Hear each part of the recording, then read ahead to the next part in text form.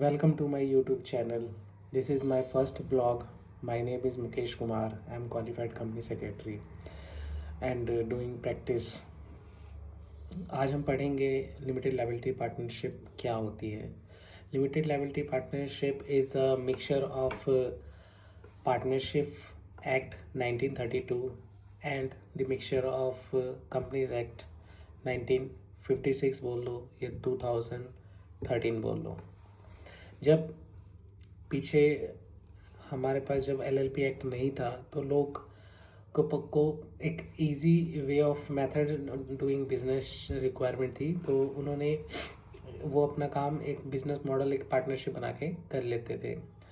उसमें क्या था कि उसमें फॉर्म करना बहुत ही इजी होता था.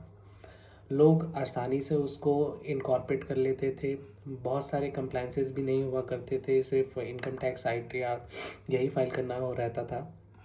बट इसकी एक सबसे डिसएडवांटेज बात यह थी कि इसकी जो लायबिलिटी थी उनके पार्टनर की वो अनलिमिटेड थी.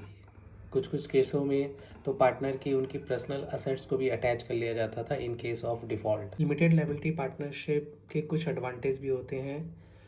वो ये होते हैं कि उनकी जो लायबिलिटी जो है एक तो लिमिटेड रहती है, जो पार्टनर की जो कंट्रीब्यूशन है वहीं तक ही लिमिटेड रहती है. दूसरा, इसको फॉर्म करना बहुत ही आसान होता है.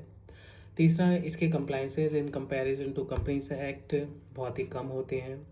और चौथा कि ये जो बिज़नेस मॉडल है उन लोगों के लिए काफ़ी सूट करता है जो कि कंसल्टेंसी में जाना चाहते हैं, जो सर्विस में है या ट्रेड में है या कोई कोलैबोरेशन करना चाहते हैं, तो उनके लिए यह मॉडल जो है बहुत ही सही है.